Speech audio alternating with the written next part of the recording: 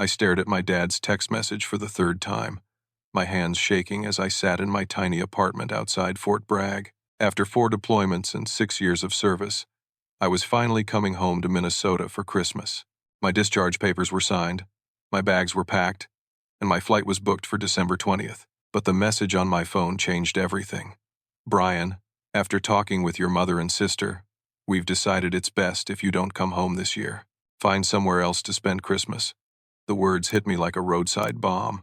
6 years, 4 tours in Afghanistan, 2 Bronze Stars and a Purple Heart. And this is how I find out my own family doesn't want me home for Christmas? I set my phone down on the kitchen counter of my cramped studio apartment and walked to the window, staring out at the North Carolina pine trees dusted with the first snow of December. My name is Brian, and at 28 years old, I thought I'd seen the worst that life could throw at me. It watched good men die in foreign deserts. It carried wounded soldiers to safety under enemy fire. Eid missed birthdays, holidays, graduations, and funerals because I was serving my country. But nothing prepared me for the gut punch of my own father telling me I wasn't welcome at the family table. I tried to think back to my last leave 18 months ago. Something had felt off during that visit to our farm in rural Minnesota. My mother, Linda, kept avoiding eye contact during conversations. My younger brother, Jake, 25 and fresh out of college, seemed distant and uncomfortable around me. Even my sister, Emma, just 23 and usually my biggest supporter, had been unusually quiet during family dinners. The only person who seemed normal was my grandfather, Harry, a 80-year-old Korean War veteran who understood the weight of military service. Head pulled me aside during that visit and told me how proud he was of my service. Dad had seemed fine, too, asking about my deployment and future plans like always. I picked up my phone and scrolled through our family group chat, looking for clues about what had changed. The messages seemed normal enough, but something nagged at me. My responses in the chat looked different somehow. More curt. Less like the way I actually communicated with my family. That's when my phone rang. Marcus, my best friend from basic training, was calling from his apartment in Denver where Head moved after his discharge 6 months ago. "Hey, Brian, you still planning to head home for Christmas?" he asked.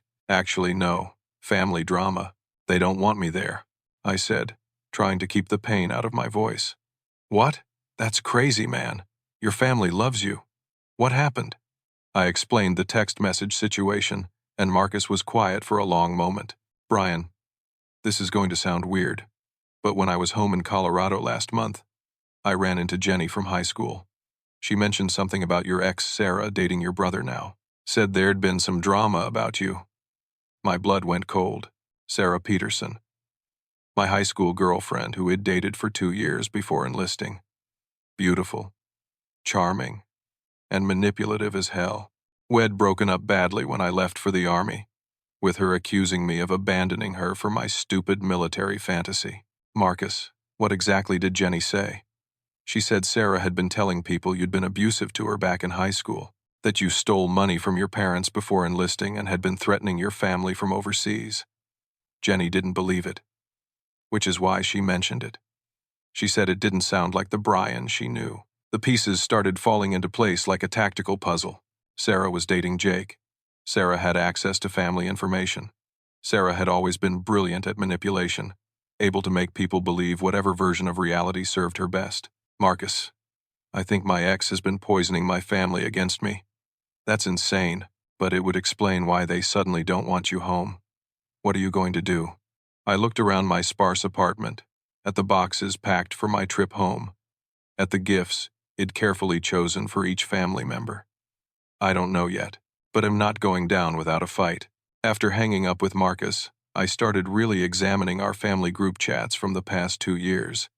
Message after message that I supposedly sent began to look wrong. Responses to my mother's birthday wishes that were dismissive. Reactions to Emma's college graduation announcement that seemed cold and uninterested. Aggressive replies to innocent family updates about the farm. The thing was, I didn't remember sending most of these messages, and the ones I did remember sending were completely different from what appeared on my screen. Someone had been impersonating me in our family communications, and they'd been doing it for a very long time. Sarah had always been tech-savvy. In high school, Shed helped me with computer projects and knew her way around social media better than anyone. If she had access to Jake's phone, she could easily join our family group chats and send messages as me. She could delete my real messages and replace them with hostile ones, then delete the evidence from Jake's device. My family thought I'd become cruel and indifferent over the past 2 years, which perfectly validated everything Sarah had been telling them about my true character. They believed I'd been ignoring them, responding rudely to important family events, and gradually becoming more aggressive and unstable. I tried calling my mother first. She answered on the 4th ring, her voice strained and unfamiliar. "Brian, I don't think we should be talking right now. Mom, please. I need to explain something. I think someone has been impersonating me in our family group chat. Honey, I've seen your messages, the way you've been talking to us for months. I don't know what happened to you over there, but you're not the son I raised. Mom, I never sent those messages. Someone else has been using my name." She was quiet for a moment, and I could hear her crying softly. "Brian, Sarah told us you might say something like this. She said you'd probably blame her when we confronted you. She's been so good to this family, especially when you've been so." She trailed off. "So what, Mom? So angry with us, so dismissive of everything we care about. Sarah's been there for Jake, and she's been there for us when you haven't." My heart broke a little more with each word. Sarah had played this perfectly. She had positioned herself as the loving, supportive girlfriend while systematically destroying my relationship with my family. And now, when I tried to defend myself, it only confirmed their worst fears about my mental state. I tried calling Emma next, but she wouldn't even talk to me. She answered the phone and immediately said, "Brian, I can't do this right now. Sarah warned us you might try to turn us against her. Please get help before you contact us again." Then she hung up. Finally, I called Dad. He answered on the 2nd ring, his voice heavy with exhaustion. "Brian, son, this is hard for all of us. Dad, I need you to listen to me. I think Sarah has been manipulating our family communications. I never sent those hostile messages you've been seeing. Brian, I've watched you change over these past deployments. I've seen the messages you've sent your mother and sister, and Sarah's told us about your history together." "What history, Dad?" "Sarah and I broke up 6 years ago when I enlisted. Whatever she's told you happened between us is a lie. Son, she's shown us screenshots of threatening messages you sent her. She's told us about the money you took from us before you left. She's explained about your anger issues and how the military has made them worse. I felt like I was drowning. Dad, I never took money from you. I never sent threatening messages to Sarah.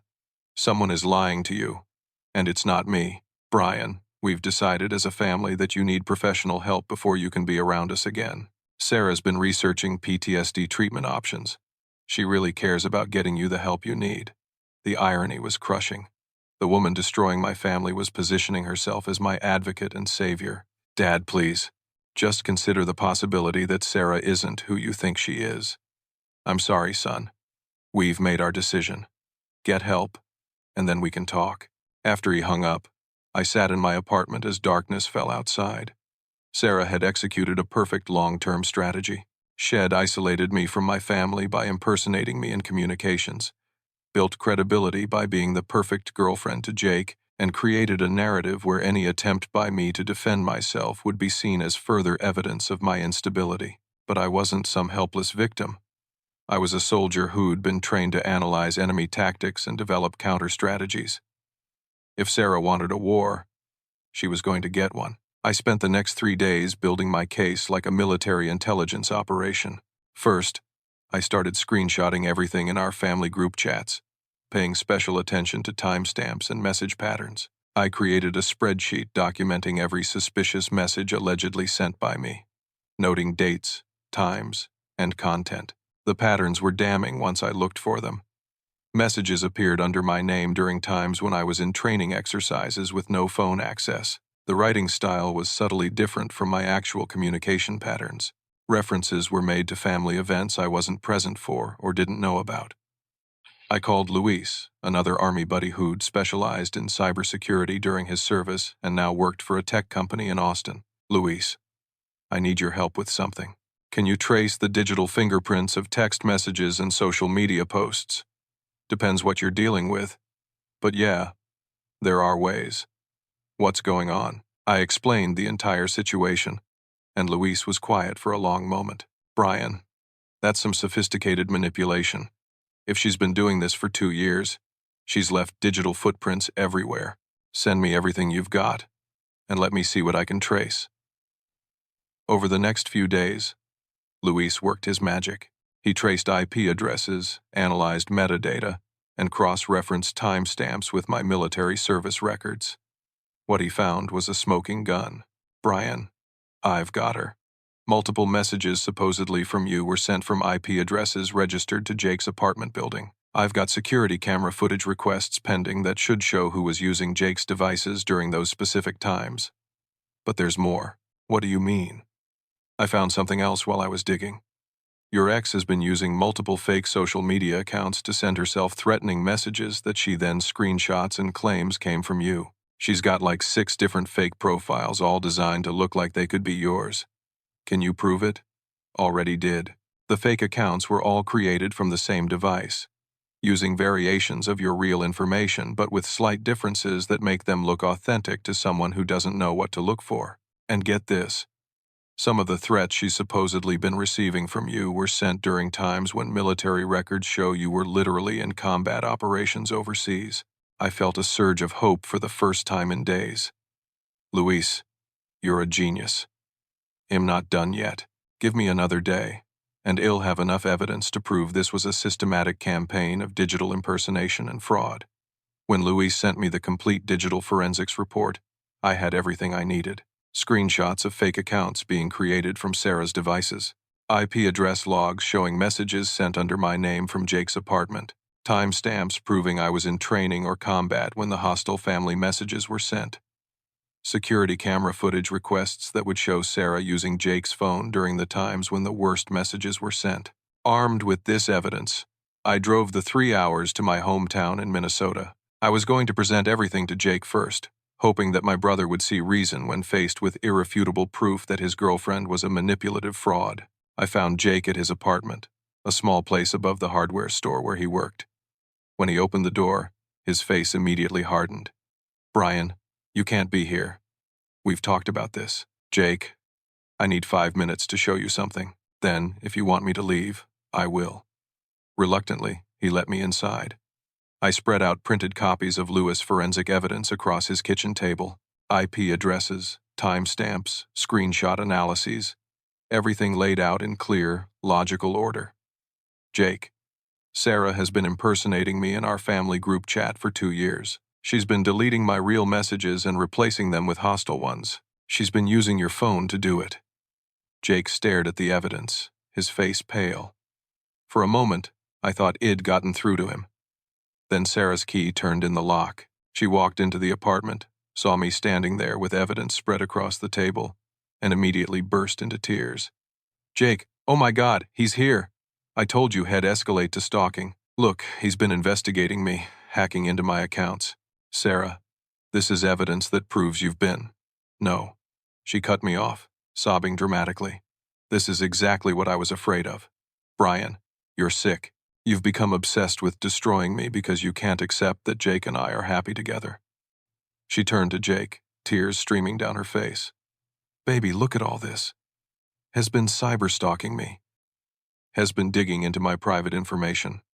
This proves everything I've told you about how dangerous he's become. Jake looked at the evidence, then at his crying girlfriend, then at me. I could see the internal battle playing out on his face. Jake, look at the timestamps, I pleaded. Look at the IP addresses. This proves Sarah was using your phone to send those messages under my name. Or it proves you hacked into our devices to frame me.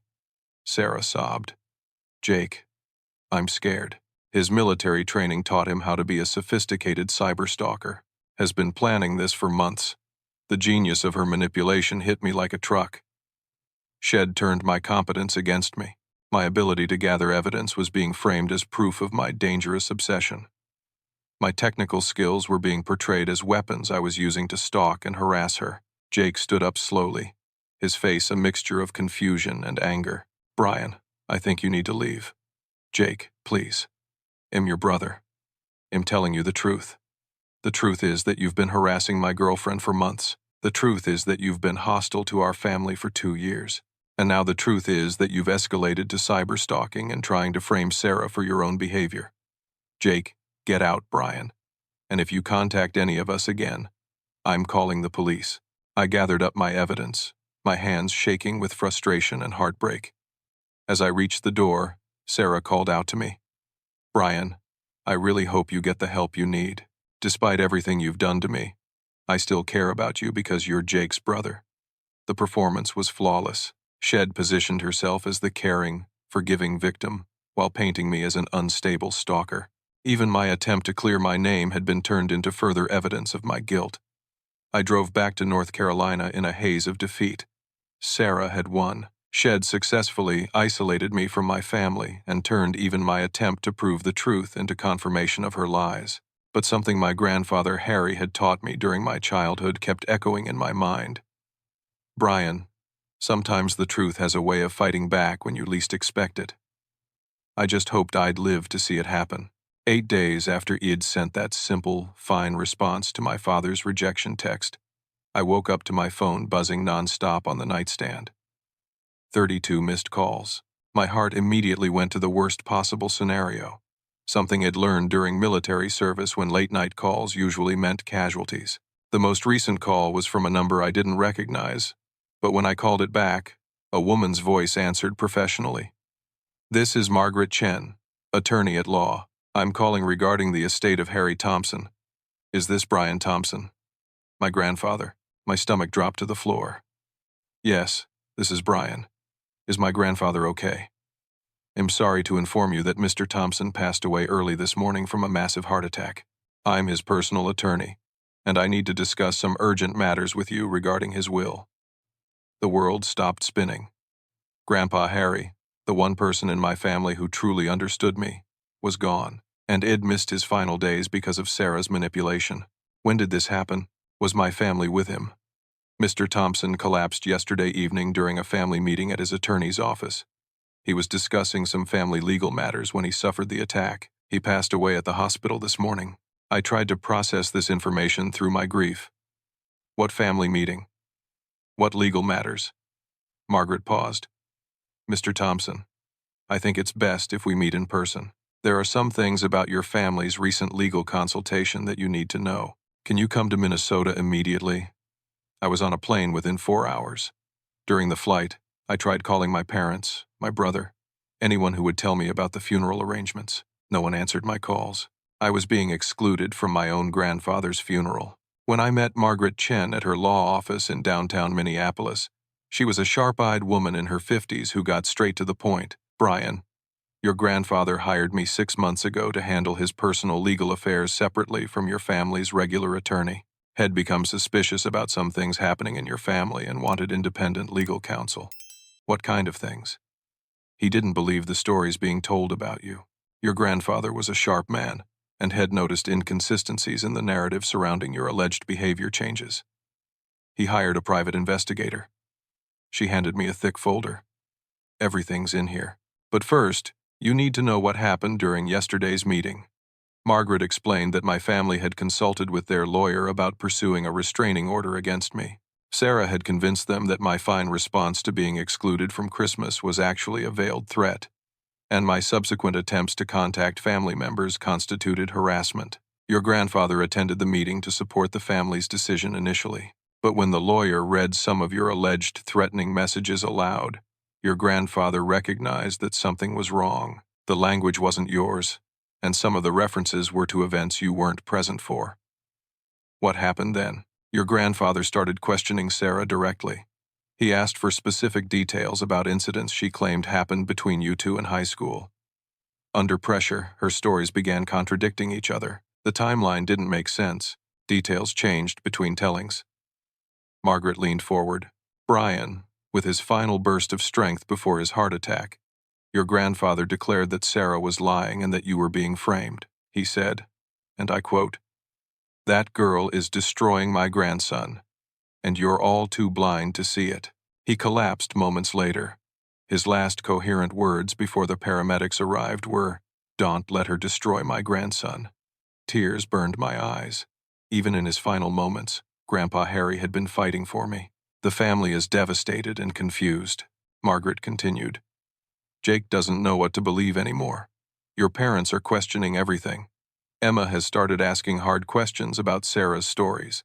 "What about Sarah?" "She immediately claimed that your grandfather was being manipulated by you somehow. That you'd gotten to him even from North Carolina. She's telling people that your grandfather's final words prove how deeply your psychological manipulation had affected him.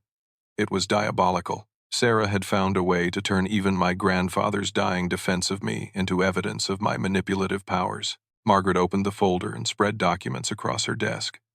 "But your grandfather left you something that Sarah didn't know about. Something that's going to change everything." She handed me a legal document that made my head spin. Harry's last will and testament, updated just 6 months before his death. "Your grandfather left you the family farm, all 200 acres of it, plus his entire personal savings, which amounts to just over $400,000. I stared at the numbers on the page, unable to process what I was seeing. "But there's more, Brian. Your grandfather had been investigating Sarah for months after becoming suspicious of her stories about you. Had hired Detective Ray Morrison, a retired police investigator who specializes in fraud cases." She handed me another folder, this one even thicker. "Detective Morrison has documented everything. Photos of Sarah meeting with a man who runs a reputation management service, essentially someone who specializes in destroying people's reputations online. Records of her researching your deployment schedules to time her fake messages perfectly. And most importantly, evidence that Sarah Peterson isn't who she claims to be." "What do you mean?" "Her real name is Sandra Phillips. She's married to a man named David Peterson in Kansas. And Brian, she's run this exact same scam on at least 2 other military families in different states." The room felt like it was spinning. "She's married, very married. Detective Morrison has been in contact with her actual husband, who's been looking for her for 6 months after she disappeared with their joint savings. Turns out Sandra specializes in targeting military families with significant assets or inheritance potential." Margaret pulled out a final set of documents. She identifies deployed soldiers with wealthy relatives, infiltrates their families through younger siblings or cousins, then systematically destroys the soldier's reputation to position herself for financial gain. "You weren't her first victim, Brian. You're just her most ambitious target." I thought about the $400,000 inheritance and the valuable farmland. Sarah had somehow learned about Grandpa Harry's assets and realized that if she could have me declared mentally unfit or legally disqualified from inheriting, everything would go to Jake and, by extension, to her. "Detective Morrison is ready to meet with you and provide all his evidence to your family.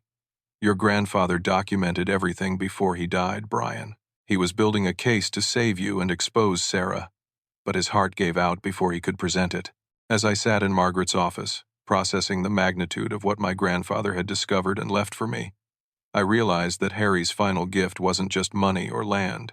It was the truth, and the truth was about to set my family free, whether Sarah liked it or not. But I also knew that Sarah wouldn't go down without a fight. If she'd been running this scam for years, she'd have contingency plans for when her schemes were exposed.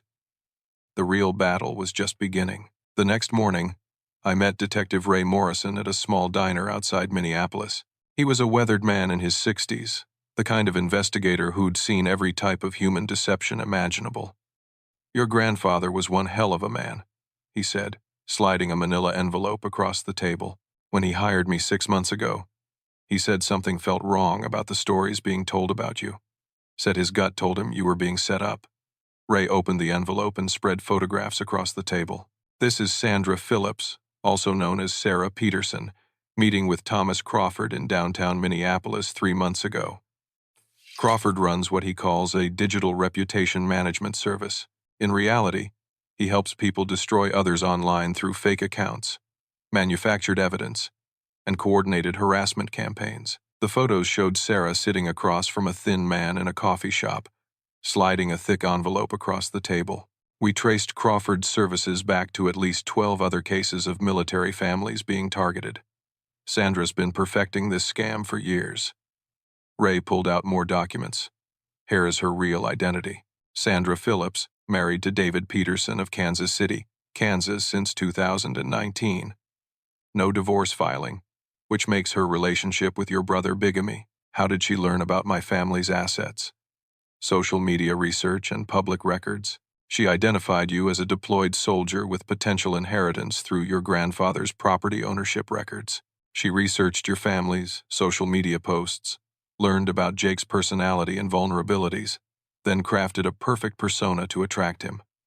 Ray showed me a timeline had constructed. She started dating Jake exactly 2 weeks after your second deployment began. That gave her 18 months to work without you being around to contradict her stories. She's been methodically building her reputation with your family while systematically destroying yours. But why target me specifically? There are thousands of deployed soldiers, because your grandfather owns 200 acres of prime Minnesota farmland worth over $800,000, plus significant personal savings. Sandra researches inheritance laws. She knew that if something happened to your grandfather and you were declared mentally unfit or legally disqualified, your brother would inherit everything. The scope of her planning was staggering. This wasn't some opportunistic deception. It was a carefully orchestrated long-term fraud targeting my family's generational wealth. Ray pulled out his laptop and showed me more evidence. Here's where it gets really interesting. I've been working with a cybersecurity expert your Army friend Luis connected me with. We've traced Sandra's digital manipulation back 24 months. The laptop screen showed a complex web of fake social media accounts, email addresses, and messaging platforms. She created 17 different fake accounts designed to look like they could belong to you. She used these to send herself threatening messages that she then screenshotted and showed your family. But she made crucial mistakes. Ray clicked through screenshots. Some of these threats reference events that happened after you were deployed, information you couldn't have known. Others use slang and references that don't match your communication patterns. Your grandfather started questioning these inconsistencies, which is why he hired me. Does my family know any of this yet? Not yet. Your grandfather wanted to wait until he had irrefutable evidence before confronting everyone. He was worried that if Sandra got wind of the investigation, she'd disappear and target another family. Ray closed the laptop and looked at me seriously. Brian, I need you to understand something. Sandra is a professional. When cornered, these types of criminals often escalate dramatically.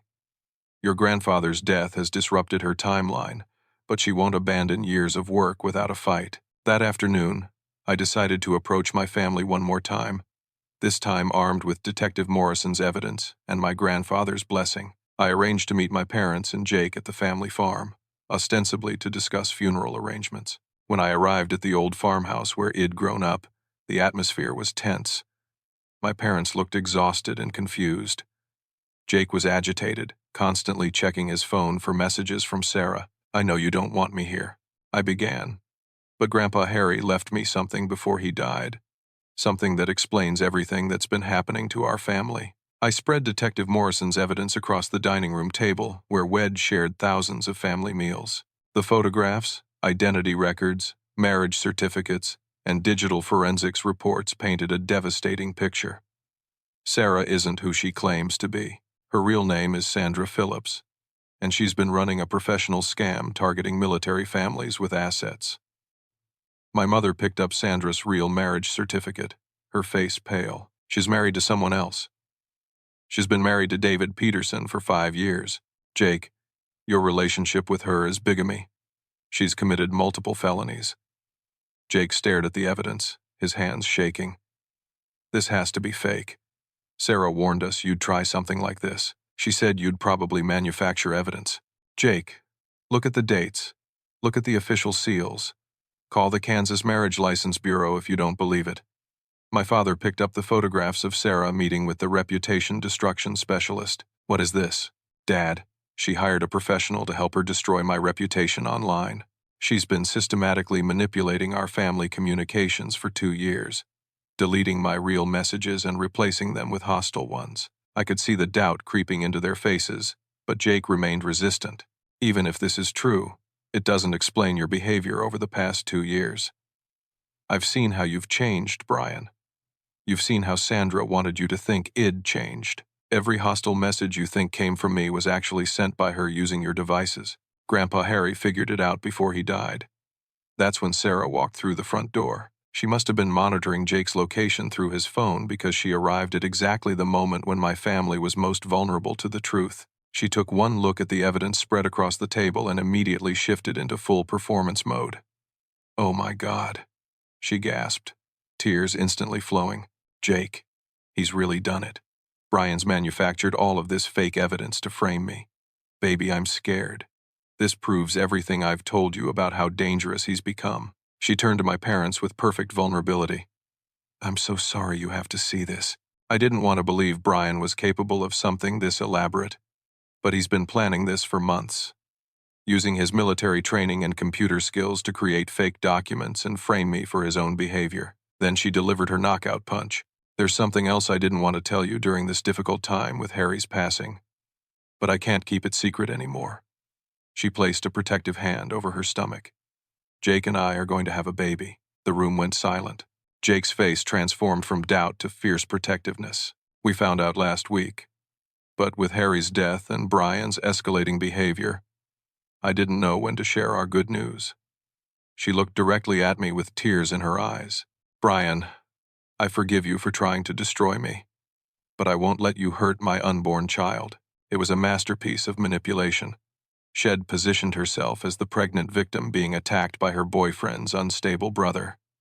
Shed turned my evidence of her crimes into proof of my obsession, and Shed given my family an emotional reason to choose her over me. Jake stood up and moved protectively in front of Sarah. "Brian, get out. I don't want you anywhere near my girlfriend or my baby." My mother was crying, torn between the evidence of Sarah's deception and the prospect of her first grandchild. My father looked at me with disappointment and confusion. "Brian, I think you should leave," Dad said quietly. As I gathered the evidence that my grandfather died trying to expose, Sarah called out to me one final time. "Brian, I really hope you get the help you need. For the sake of your future nephew or niece, I hope you can find peace." I walked out of my childhood home knowing that Sarah had played her final card perfectly. Shed turned my grandfather's investigation into evidence of my manipulation. Shed used the prospect of a grandchild to secure my family's loyalty. And Shed positioned herself as the forgiving victim who still cared about my well-being. But what Sarah didn't know was that Detective Morrison had been recording our entire conversation from his van parked outside the farmhouse. And what she definitely didn't know was that her husband, David Peterson, was already on his way to Minnesota, having been contacted by Morrison the previous day. The game was about to change completely. 3 days before Christmas, Detective Morrison called me with news that changed everything. "Brian, I've got Sarah's medical records from her fake pregnancy test. Your grandfather had me following her for weeks before he died, and we documented everything. She's not pregnant. The test results she showed your family were fabricated using another woman's urine sample." "How do you know that?"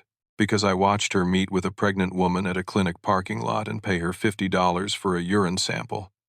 I've got photos of the entire transaction. Your grandfather wanted irrefutable proof of every lie Shed told your family." Ray's next words hit like a sledgehammer. "But there's more.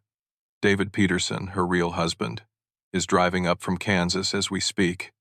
I've been in contact with him for weeks, has been tracking Sandra across state lines, and has got warrants for fraud and identity theft. Has coming here. He'll be in Minnesota tomorrow. Brian, David's story is going to blow this whole thing wide open. Sandra destroyed his family in Kansas using the exact same playbook she used on yours. His military brother, his parents, everyone turned against each other because of her manipulation. That evening, I received an unexpected call from Emma. My sister's voice was shaky and uncertain. "Brian, I need to ask you something, and I need you to be completely honest with me." "Of course, Em. What is it?" "Do you remember sending me a message on my 23rd birthday telling me you didn't care about my accomplishments and that college was a waste of time?" I was quiet for a moment, thinking back. "Emma, I sent you a long message on your birthday telling you how proud I was of your degree and how you'd always been the smartest person in our family. I included a story about how you helped me with my math homework when you were just 14. There was silence on the other end. That's not the message I received. The one I got was mean and dismissive. It made me cry for hours.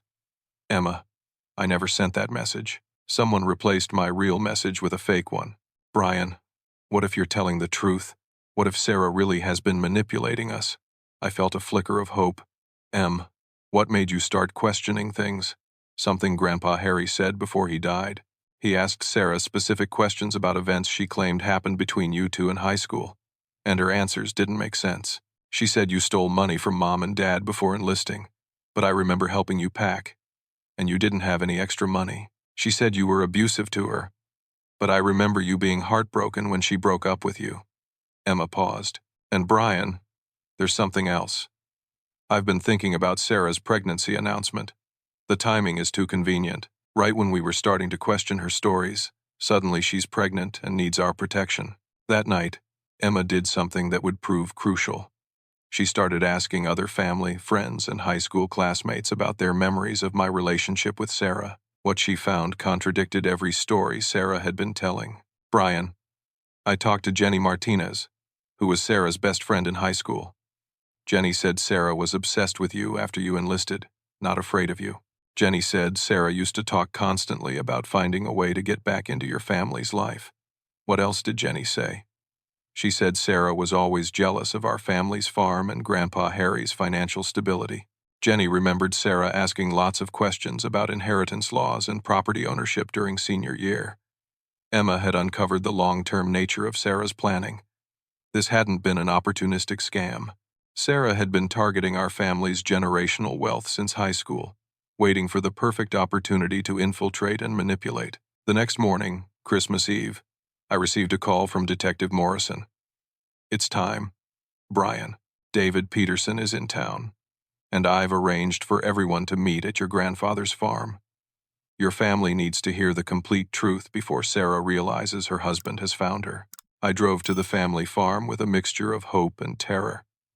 This was my last chance to save my family from Sarah's manipulation, but I knew she'd fight viciously when cornered. When I arrived, I found my parents, Jake, and Emma gathered in the farmhouse living room. Detective Morrison was already there with his evidence boxes, and standing next to him was a man I didn't recognize. Everyone, Morrison said, this is David Peterson, Sandra's legal husband. David was a tall, thin man in his 30s, with the kind of haunted expression I recognized from soldiers who'd been through trauma. When he spoke, his voice carried the weight of devastating betrayal. I've been married to Sandra Phillips for 5 years. 6 months ago, she disappeared from our home in Kansas with our joint savings account, our wedding photos, and any trace that our marriage ever existed. Jake's face went white. That's impossible. Sarah isn't married. David pulled out his phone and showed wedding photos of him with Sarah in identical poses to photos she'd taken with Jake. She ran the exact same scam on my family that she's been running on yours. My brother Marcus was deployed in Syria when Sandra targeted our family. She convinced my parents that Marcus was dangerous and unstable, exactly like she's done with Brian. By the time Marcus came home on leave, our family had completely turned against him. Sandra had been impersonating him in family communications for months. My parents got a restraining order against their own son based on Sandra's fake evidence. David's voice broke. Marcus killed himself 3 months later. He couldn't live with being rejected by his own family. Sandra had destroyed his reputation so completely that even after she disappeared, my parents still believed she was telling the truth about him. The room was completely silent. The weight of David's story made Sarah's manipulation of our family feel suddenly much more dangerous and real. I've been tracking Sandra across state lines for 6 months, David continued. She's done this to at least 3 other military families that I know of. She targets soldiers with family assets, infiltrates through younger siblings, then systematically destroys the soldier's relationship with their family to position herself for inheritance or financial gain. Jake was staring at David's wedding photos, his face a mixture of shock and growing realization. Detective Morrison has been helping me gather evidence against Sandra for prosecution.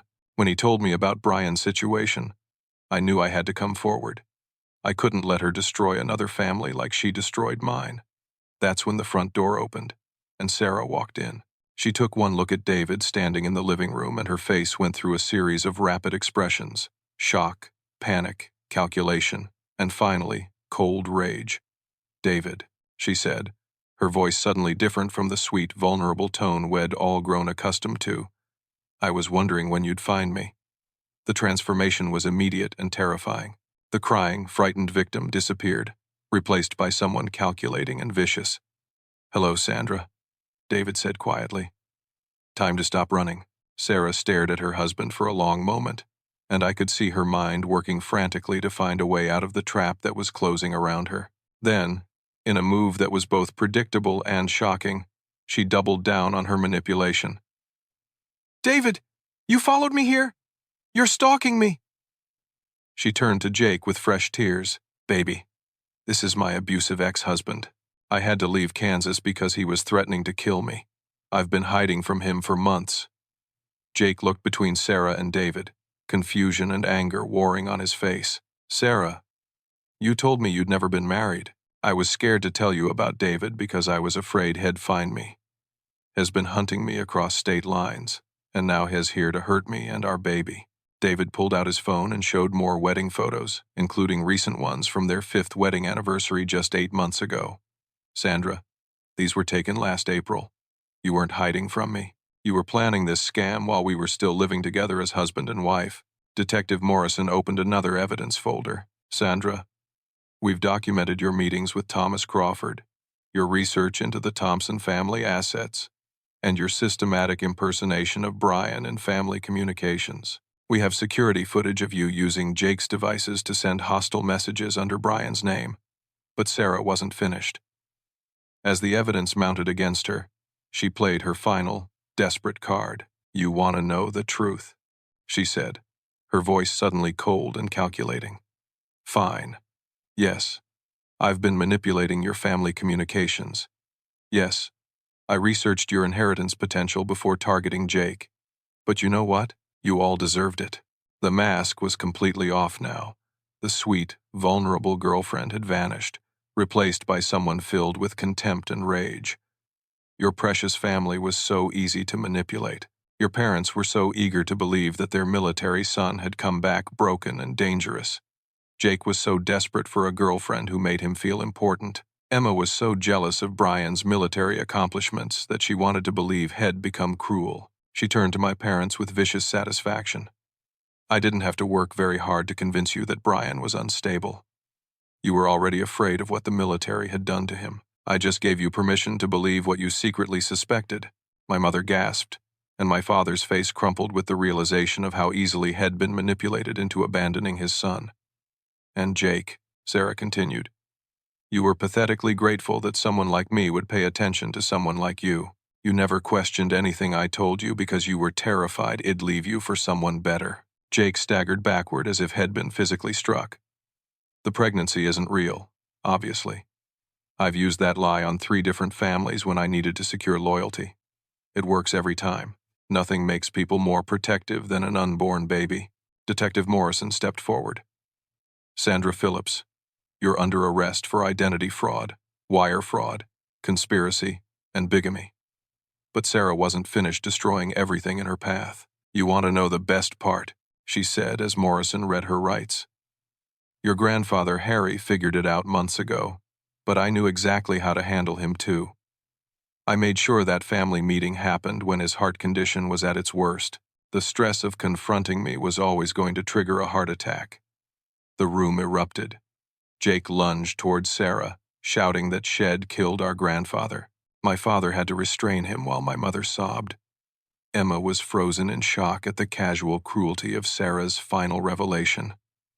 "Sandra, you have the right to remain silent," Detective Morrison said firmly, handcuffing her. "I suggest you use it." As Morrison led Sarah toward the door, she turned back one final time. "Brian, you think you've won. But look around.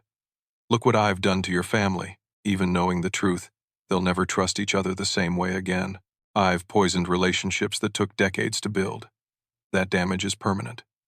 After Sarah was taken away, my family sat in stunned silence in the farmhouse living room. The truth was out, but the wounds were deep and fresh.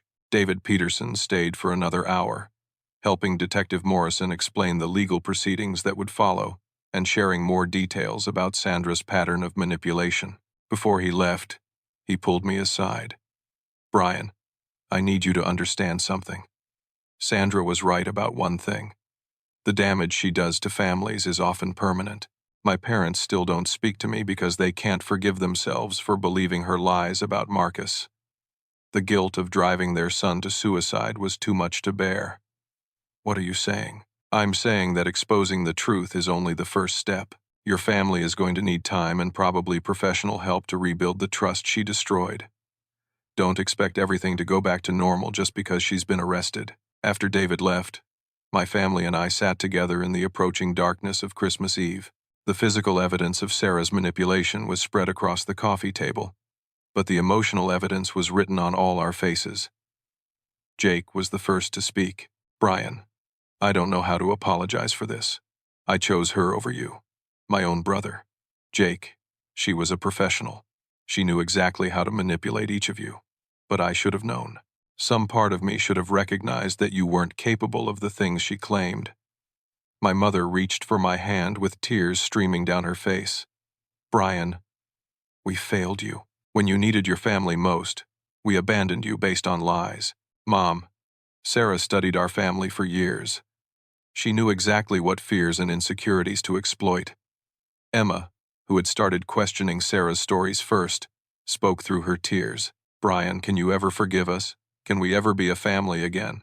I looked around the room at the people I loved most in the world, all of them broken by one woman's systematic manipulation. Sarah was right about one thing.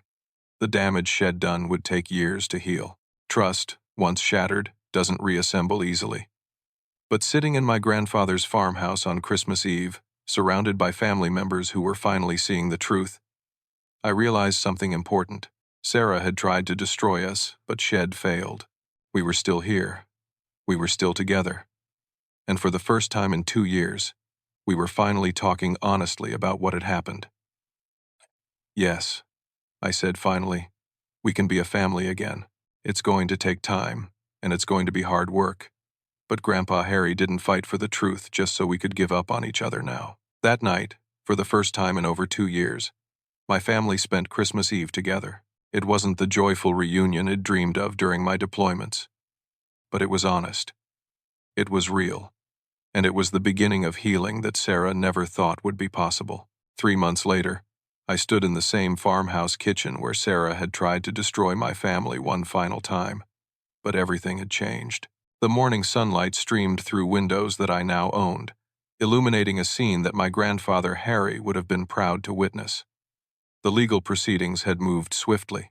Sandra Phillips was facing charges in 4 different states for fraud, identity theft, bigamy, and conspiracy. Detective Morrison's evidence was so overwhelming that her public defender was already discussing plea bargain options. More importantly, 2 other military families that Sandra had targeted came forward with their own stories, creating a federal case that would ensure she spent years in prison. David Peterson had returned to Kansas to begin rebuilding his life, but not before helping us understand the full scope of Sandra's manipulation tactics.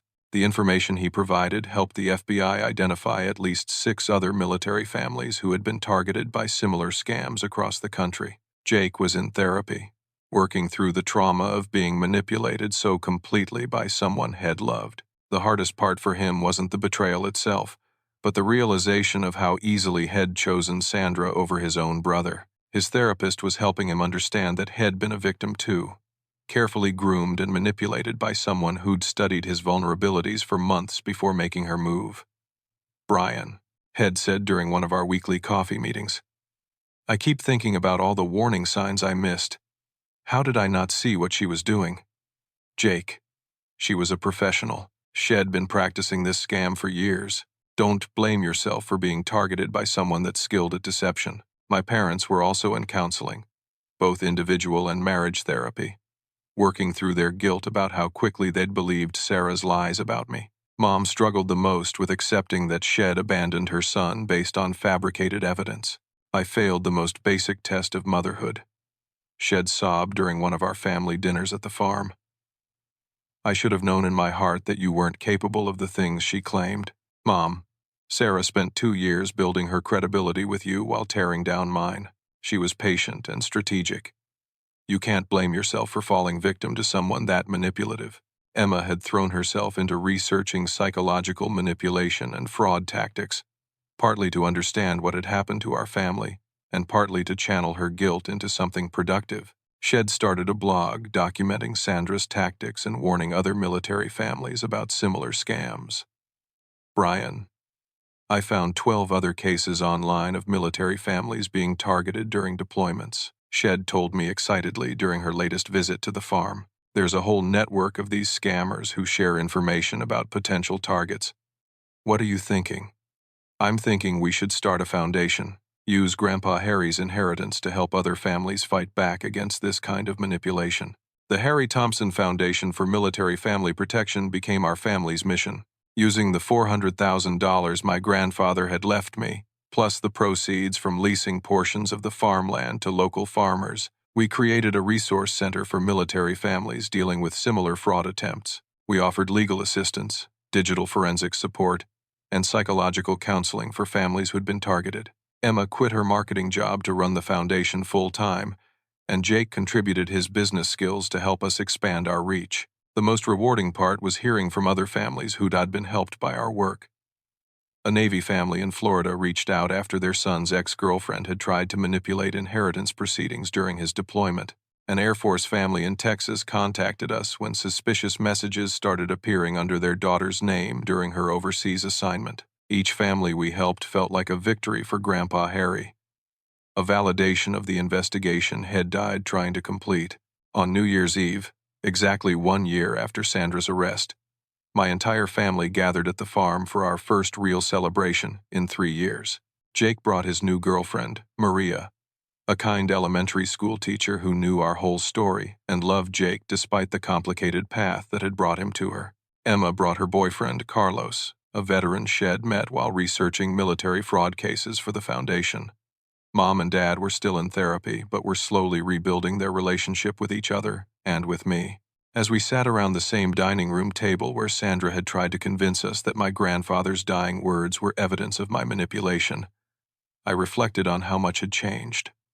Brian, Dad said, raising his glass of wine, I want to propose a toast to your grandfather Harry, who fought for the truth even when it cost him his life, to second chances and family healing, and to you, son, for forgiving us when we didn't deserve it.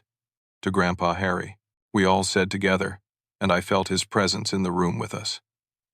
Later that evening, after everyone had gone home, I walked out to the barn where Grandpa Harry used to keep his woodworking shop. He'd converted it into an office for the foundation, but he'd kept his workbench exactly as Head left it. Sitting on the workbench was the final letter Head written to me before his death, one that Margaret Chen had delivered just last week as part of the estate settlement.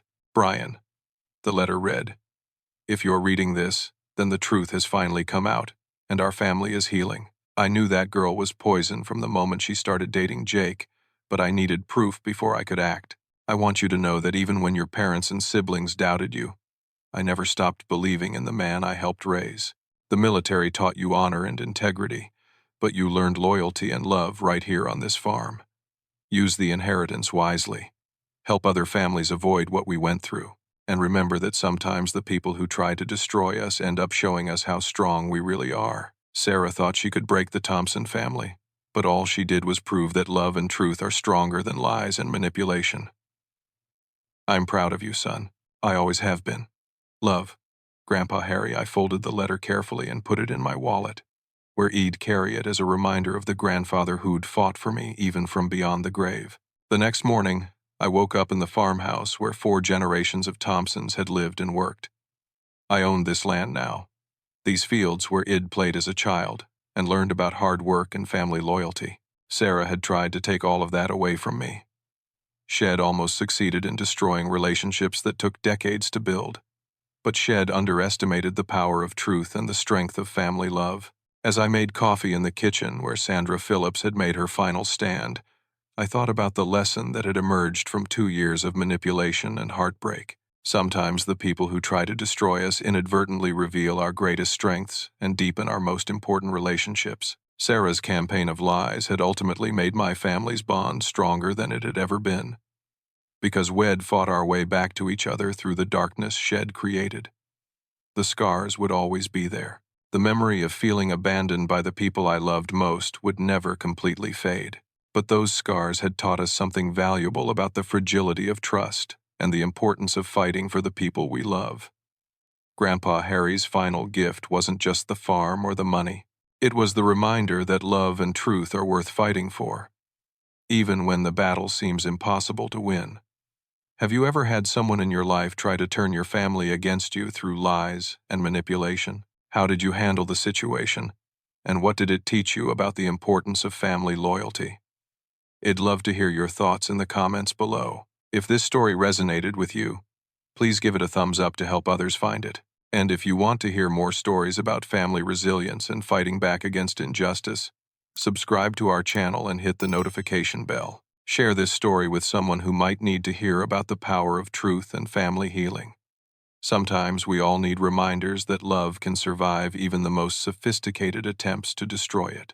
Thank you for listening to my story, and I hope your own family relationships are filled with honesty, trust, and unconditional love. Remember, the people who truly belong in your life will stand by you when the truth finally comes to light.